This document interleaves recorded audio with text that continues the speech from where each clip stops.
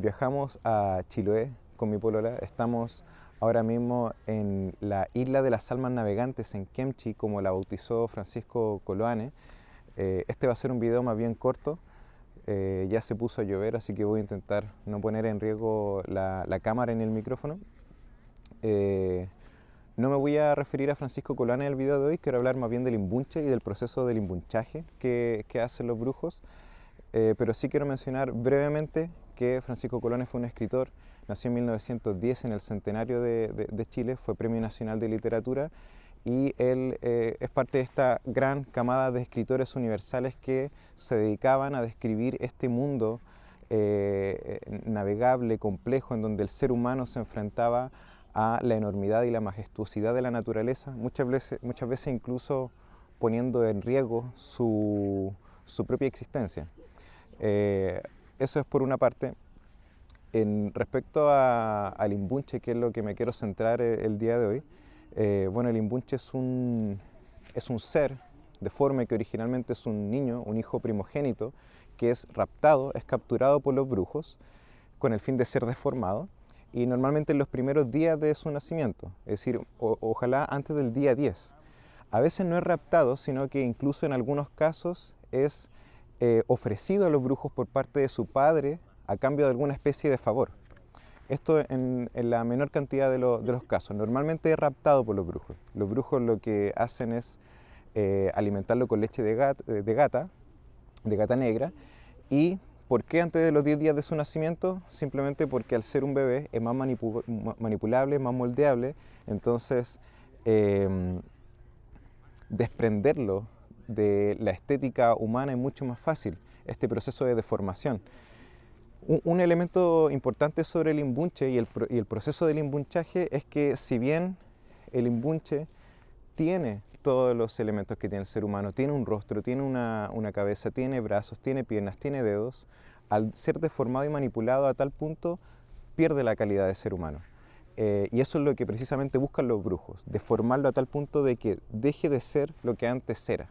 ¿Ya? Es como una especie de proceso de castración, pero de castración en el sentido de un reordenamiento.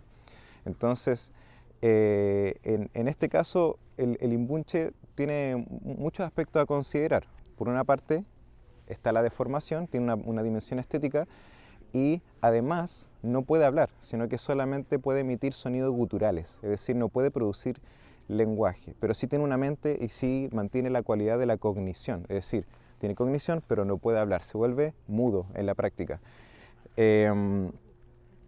Este procedimiento, el imbunchaje, hace que este ser humano que es raptado o es ofrecido a los brujos, además desarrolla la capacidad o adquiere más bien conocimientos esotéricos y eventualmente incluso permite que para los brujos tenga la utilidad de ser como una especie de oráculo, ya un guía y además un guardián de las cuevas.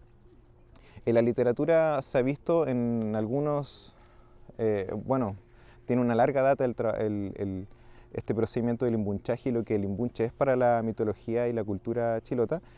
José Donoso en su novela El obsceno pájaro de la noche se refiere a este procedimiento y es probablemente aquí en donde podemos encontrar una descripción más detallada y más que pega más en el palo respecto a lo que el imbunche es culturalmente, y aquí es donde nos pasamos a la otra dimensión, en qué representa, qué simboliza. Algunos periodistas se han referido al imbunche como una especie de representación de una represión del ser humano y en particular el ser humano chileno, chilote, chileno, ¿ya? Y también obviamente refiriéndose a los pueblos ancestrales. En el caso de la cultura chilena, se dice, algunos podrán estar más o menos de acuerdo, que el chileno tiende a reprimirse. ¿A reprimir qué cosa? Decir algo, a enmudecerse frente a algo que es evidente y que todos quieren decir, pero que pareciera ser que se necesitan muchos imbunches para lograr efectuar ese procedimiento que se tiene silenciado. Eso es una línea interpretativa que tiene dentro de la cultura, el imbunche. Y esta reflexión que nos deja la mitología el imbunche, el imbunchaje, y en el caso de José Donoso, en su novela El obsceno pájaro de la noche, nos hace reflexionar un poco sobre qué cosas son las que nos reprimen, es decir, qué elementos, qué personas, qué sociedades, qué culturas precisamente ejercen este procedimiento del imbunchaje sobre nosotros, cómo ocurre ese imbunchaje y hasta qué punto las personas son imbunchadas, por así decir, en sociedad. Eh, el imbunche notablemente no es un esclavo propiamente tal. El imbunchaje lo vuelve un sirviente, claro, pero al mismo tiempo esta cualidad de servir como vínculo entre el mundo de los seres humanos y los brujos sí le da un poder especial.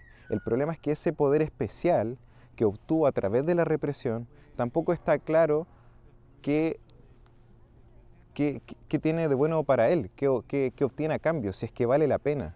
Algunas personas podrían pensar, siguiendo en esa misma línea, que tal vez vale la pena convertirse o que te conviertan en un imbunche. ¿De qué forma? Bueno, eso depende de cómo uno entienda el procedimiento del imbunchaje, cómo uno vea a los imbunches, pero tal vez, si uno lo ve de cierta óptica, pasar por este procedimiento del imbunchaje es la única forma de acercarse a estas cuevas y a estos aquelarres que los brujos llevan a cabo, y algo habrá ahí, algo estará allí. La pregunta es,